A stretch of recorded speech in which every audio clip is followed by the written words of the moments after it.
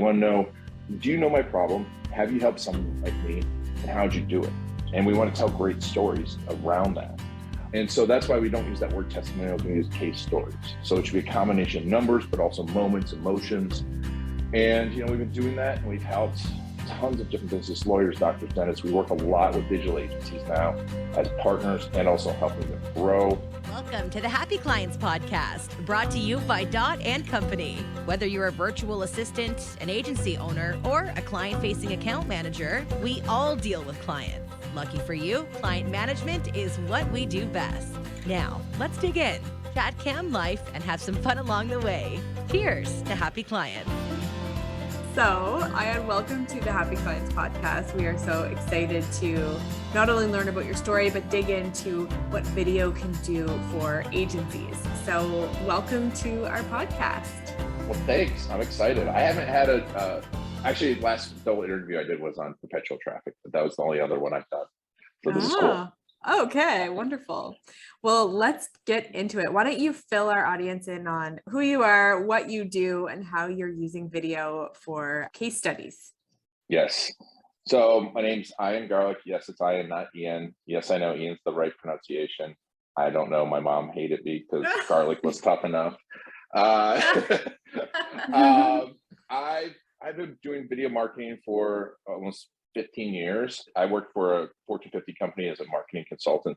I had used internet marketing in previous lives in commercial real estate in New York City and investments. So when I worked for this company, I was doing attorney marketing in New York, and the Google purchased YouTube.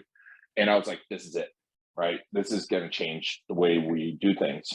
So, for a long time, I was saying YouTube to every business. And we grew a lot of businesses using YouTube. We helped a lot of service-based businesses. And I think still a lot of people have misconceptions about how YouTube should work because we have this whole influencer idea now. But YouTube's the second most used search engine, right? And here's the thing about YouTube. It rewards total view time and percent view time. So what's going to get the most views is great stories.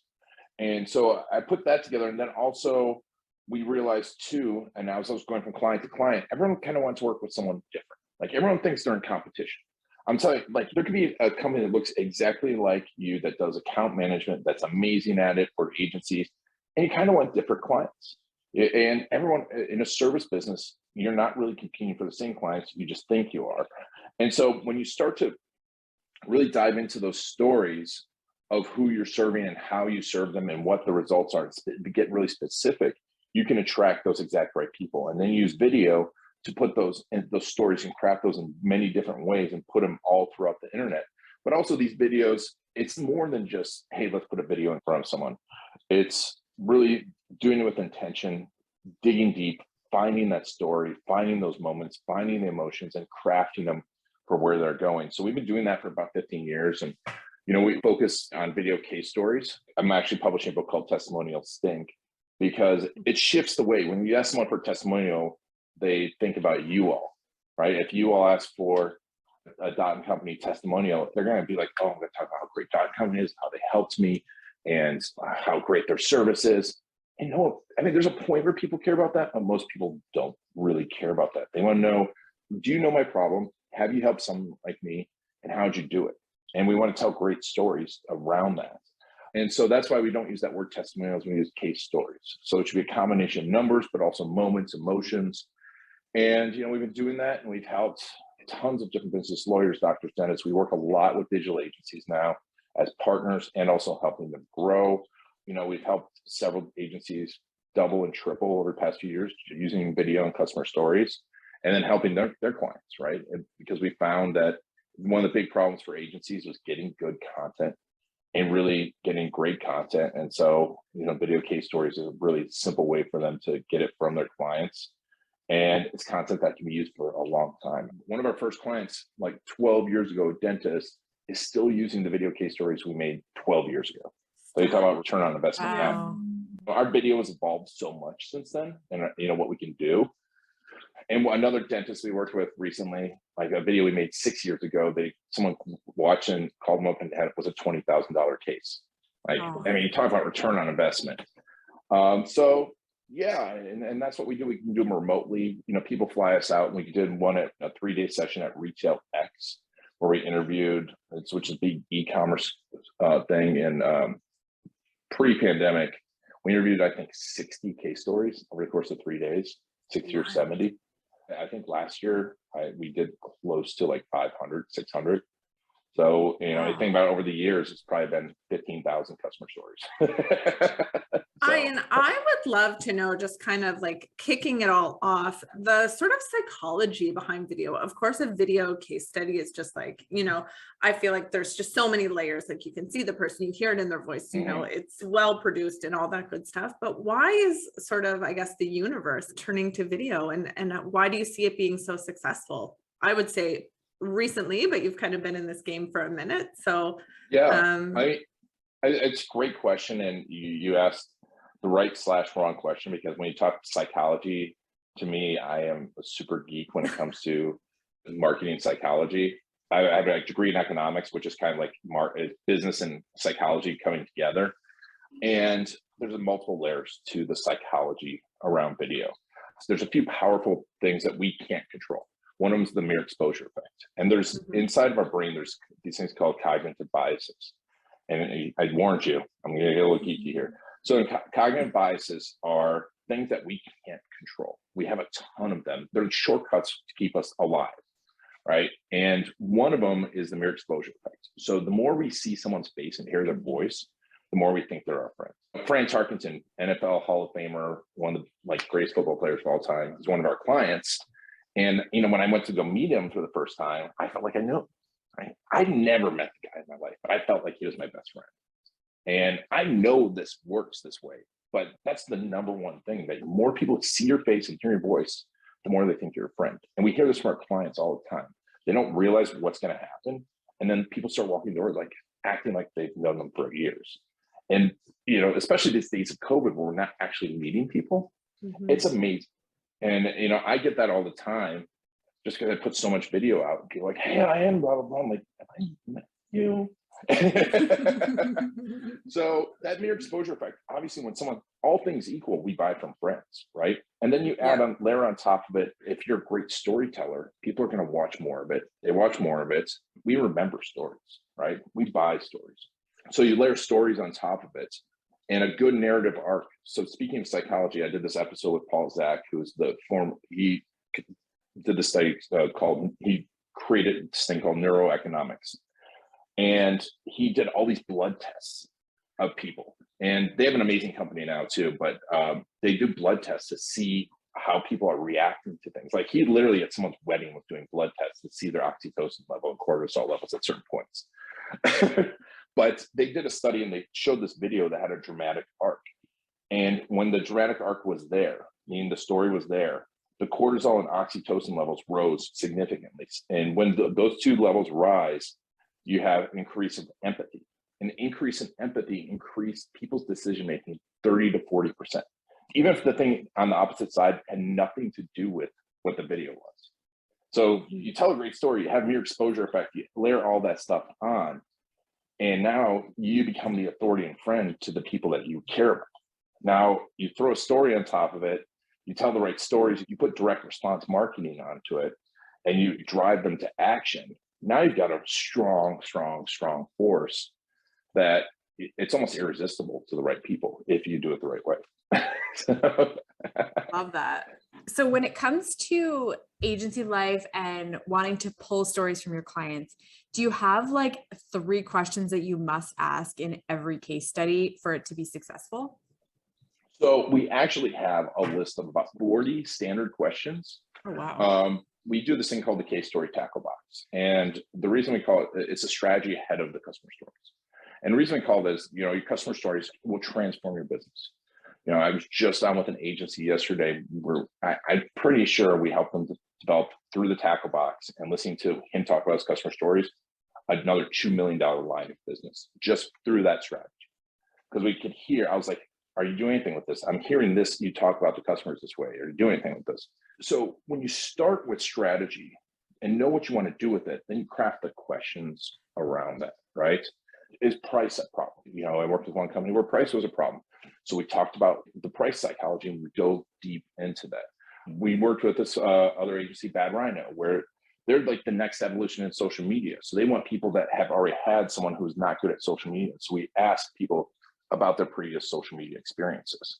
So really knowing those goals and knowing what you're going out to catch. And that's why we call it the tackle box, because you want to go out fishing, right? And even if you didn't know anything about fishing, you want to just get on the boat and go out in the middle of the water and go, what am I going to do? But that's what we do in marketing, right? We're like, I'm going to go do Facebook ads. We're out in the middle now. Okay, what are we going to put on these Facebook ads? No, you have a plan of the stories, the content you're going to collect. And that's what we have, put them in one place. And also when people would collect the stories, they wouldn't have them there. So by planning that out, we now plan the questions out. And there's an arc to the story. So we want questions about connection, who the person is, what they want out of life. We want questions about conflict, their problems. Problems always draw attention. Conflict makes the best hooks in marketing. And then conclusions, but like, what's the transformation? Not just, hey, this agency got me 472 leads, but what did those 472 leads mean to you? How did your business transform because of it? And then most importantly, we want to dive deep into the moments and emotions, because that's what really we pay attention to. So we want to ask questions like, when did you know that happened?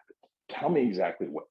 And like, oh yeah, I remember the first time we just did this with a client, I remember the first time I started getting all the leads, I never had gotten leads through text, and all of a sudden my phone started blowing up. I started getting all these leads. And I felt this sense of relief that now I've got a consistent source and I don't have to worry about where my next business is coming from, right? And how did that sense of relief feel? Like, it was transformative. And we get that moment in emotion, then we get people to cry. And that's the kind of questions that we want. But we want questions around that stuff. And we want to know where we want to go and then dive deeper. So when you're out working with clients or taking on, a new project that is personalized and individualized, but maybe just following along your secret sauce or, the points or the questions that actually work. So I'm going to ask the opposite. What is like the number one mistake that people are doing with video?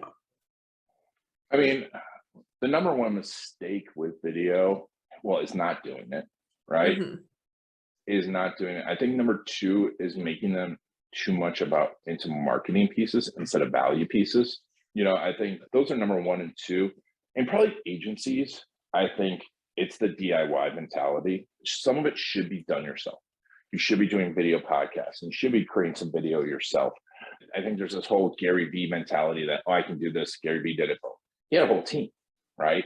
Having someone outside helping you. I mean, I go to other people all the time. I know so much about this, but I need someone else looking on the inside, guiding you, directing you, getting it done.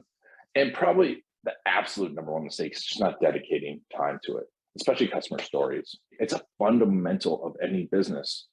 And as a fundamental, you should devote 2 to 3 hours a week and dollars to it on a weekly basis.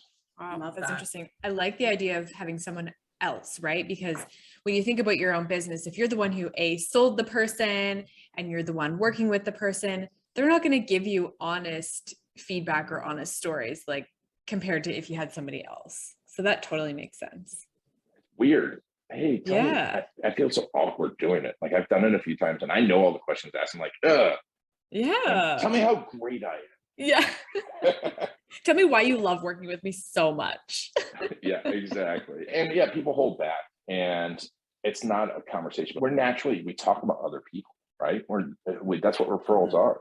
So having someone interview them, really be good at interviewing them, you can pull the story out. So where in the journey, so let's say an agency has a new client that they just signed on the dotted line and they're beginning to work with them, where in the process does it make sense to start asking for these video case stories or start to kind of engage? Is it like a month trigger? Is it a results trigger? Where do you see the best success?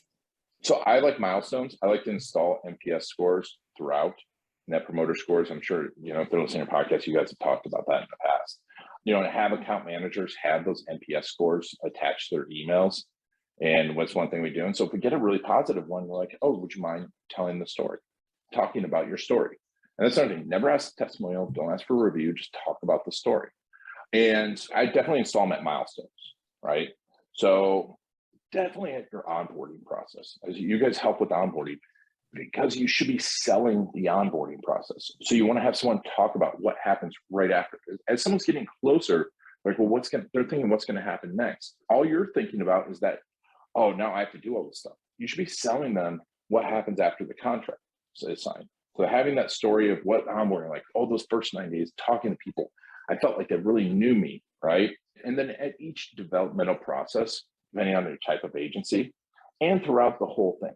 Obviously, this can be used for selling. We can talk about ways to use this, but this also helps to set in your client's mind what you've accomplished for them. Because even if you get them 1,000 leads tomorrow, next year, they're going to be like, well, what have you done for me lately?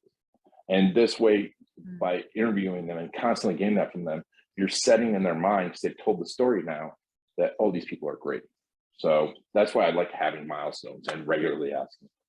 I like that. If people are doing it, let's say the DIY way, and you want to kind of thread stories throughout, is it always the case where you should go into this saying like, I want to record you and hear your story? Or is it having like a check-in call and recording it and just like asking questions and then turning that into a story? Yeah, I get that. And it's good to have that interview because you can pick up pieces. Because I've seen that, like exactly what you're talking about. We get that footage from people where like an account manager will send it over to us like, oh, we asked these 3 or 4 questions. And it becomes more of a conversational feedback than a storytelling session, where it's not really powerful. And I've seen this over and over again because someone's in the mindset of, you're helping me, I'm concentrating on what we're doing right now, not talking about the whole situation. And once in a while, you might get something great. When we get into storytelling mode, like if you're at a party and you're in storytelling mode, we start to get animated. We're humans, we're natural storytellers. So I think you can do that, and it can be a preface. If you do see that, I would definitely hand it off to someone. I mean, I think every business should have a story collector inside their business. So someone that's starting to do it, I think it's absolutely crucial. So have someone that you can hand off to that really knows how to pull that story out. I like that. I feel like it lands differently too, right? Like, oh yeah, that sort of authentic conversation versus like maybe an interview or sort of a chat. And that's one thing I don't like about like when people send questions. It's one thing if you're like an e-com company, you have 8,000 customers. If you have 100 clients and you just send them questions, people they come up with a prepared answer. And it's just, like you said, it's not authentic. In fact, that was the name of our agency, was authenticWEB, because of that. Was the authenticity, is finding that authenticity. And it's work to find the authenticity. Yeah. It is. And so, because obviously we're still living in a world of Zoom, and for us, for example, all of our clients are all over the world, our team are all over the world. So how do you help agencies or businesses that maybe can't get together and have a production? Or is that even possible? Oh, that's great. We do a lot through Zoom. We use some other platforms too. I actually like starting with Zoom or remote recording. We've been doing this for about 4 or 5 years now. And then, the pandemic hit, and now everyone knows how to use Zoom, right? Before it was kind of like, what is this Zoom thing? And I was like, my 8-year-old's like, this is a breakout room, Dad. And I'm like, oh, wow, I didn't know that was there. Zoom does a couple things. I actually find that people give us more content on Zoom than with cameras. I think people want to get away from the camera, but we're used to Zoom. So you get more natural content. It's easier to ask someone because it's like, hey, I'm going to send a video crew out to your place. That's a lot of coordination. But also it helps you mine for the stories, the great stories. So if you find a great one, and this is another thing I've always prefaced to clients, don't assume someone's going to be a great storyteller or a bad storyteller, or not do it or do it. Do not assume that, because I've seen time and time again just go the complete opposite way. Like, this person's not going to be good, and all of a sudden they're like bawling, and you're like, this is the best story ever. Zoom allows us to mine because it's a 15-minute, 20-minute commitment for your client. And you do find that awesome story. But even with Zoom, we do a lot of post-production animation, text overlays. My wife is my business partner, and she has a master's in 3D design animation. We have a bunch of animators. She worked for Nickelodeon. We do some really cool stuff to make it visually even more exciting. And realize that we spend a lot of time then looking at, because the talking and stuff's great, but we're kind of getting used to it. So we need to make it more exciting to stop the scroll, right? When someone's scrolling, because when someone sees this on YouTube, how are we going to make this visually entertaining? And this allows us to do it. And also, low barrier to entry for your clients. So that said, remote's great. If they want to remain anonymous, they can remain anonymous. If they only want to use their first name, if they feel they don't want their face on video, but they're fine with their voice, that's great too. And I would say, like, if I'm ever in a situation where I'm maybe a little nervous or like, yeah, kind of that face-to-face, like you have to be on sort of environment, I will for sure like blab and say weird things and just be like, maybe cute and charming, but definitely not like what I want to say. So how can you sort of overcome that barrier? Or like, what would you tell somebody that's like, you know, be yourself seems so lame at this point, but like, how could they sort of, how could someone like me, who's a chatterbox, not be so chattery? Head of talking over here. Head of talking. But like, I guess say what you want to say in a really like real way, but so it doesn't sound so stiff, but is actually like really your point that you want to get across. So you're saying when you're the subject of the video, Yeah, like be comfortable. How can you be comfortable in front of the camera? Maybe that's what I'm trying to say. I mean, being comfortable in front of the camera, 2 major tips. The first one, get in front of the camera. Right? Yeah. Do it over and over and over again. When I first started in agencies as a consultant, I actually sat and recorded like practice consulting sessions over and over again and watched them, and it was absolute torture. But I improved fast, right? So watch yourself. It's horrible. That's high value for even our agencies, like clients, like that is so valuable. You sit and watch. I always go back to athletics, right? I talked about fundamentals. What are the fundamentals? Customer stories are fundamentals. Fundamentals win. John Wooden, best basketball coach of all time, they practice tying their shoes for an hour a week for when they first got there. Practicing is so important. So getting in front of it, putting it out there, getting it out there, be ready for people to tell you you're horrible and you're ugly. I ran some Facebook ads last year and the comments were so bad that like my family members saw them and were like, call me up to console me because they're just so nasty. So it's like, hey, you haven't arrived till you get some nasty comments. Right. Be ready for that. Yeah. But here's the key. This is the number one mindset shift that will help you improve your sales. You know, help you improve your customer, your account management, you know, help you improve your entire life. If you go into every video you do, every sales call you do, saying, how can I listen to this person as much as possible and help them as much as possible? And if you make it about the person on the other side of the camera, make it the person on the other side of the conversation. The reason we're nervous a lot of times is because, you know, where you're chattering is because you're worried about what you're saying, you're internalizing it, and you're covering it up with other words instead of really listening and thinking about that person on their side and going, how can I help them? And listen, what's my best piece of advice? And when you do that, now it's all about them. And if they think you look bad or whatever, well, then they're not the perfect person. I mean, just provide value to the person on their side. You get in front of it. I mean, I still get nervous. I go up and speak on stage in front of 1,000 people. And I just get up there and I'm like, I'm going to help these people as much as possible. If they don't like it, well, that's it. I gave won't get a call back. But it'll transform because then you will get that, oh, you helped me so much. And, you know, we just did a big webinar and everyone that came on became clients afterwards are like, man, you were speaking to me. And it's all these agencies like, you knew what was going on. I'm like, yeah, because I've been there and I want to help you. And you'll attract the right people. Yeah. Exactly. I love all of that. I think video is just, obviously it's just like for the decade of video and kind of being comfortable in front of video is massive, but even being aware of how that might look to others, how it can kind of translate in things like ads or maybe video case studies and how to get there is super, super valuable. So Ian, if people want all your expertise and all your video case study help, where can they find you? Go to videocasestory.com. If you want help with that, we set up a video opportunity score. We also have 50 ways to improve your agency using video case stories, 50 proven ways we've used it across other agencies. It's amazing. You know, it will improve every aspect of your business. And one of my favorite things is on the worst day of your business, if you have good video case stories, you go watch that. Get a client yell at you, go watch the one that liked you, right? So you can go in there, we have 50 different ways, plus you can go through your video opportunity score. We show you how to 10X your investment using video case stories. It's some pretty fun math. But also, if you want to follow me, connect with me on LinkedIn. You just say you saw me here, like, because I get so many people saying, oh, I want to help you with, video marketing. I'm You're like, "I'm gonna I do got that." it. So yeah, those are great places to connect with us. And yeah, if you need any of these tools or you have any questions, feel free to reach out. Love to help. Sounds wonderful. And just to note, we will be going through the tackle box process. So we will report back on how all of our amazing videos are doing. So we're excited with that. Awesome. And of course, we will link everything so people can quickly kind of get to all those helpful tools.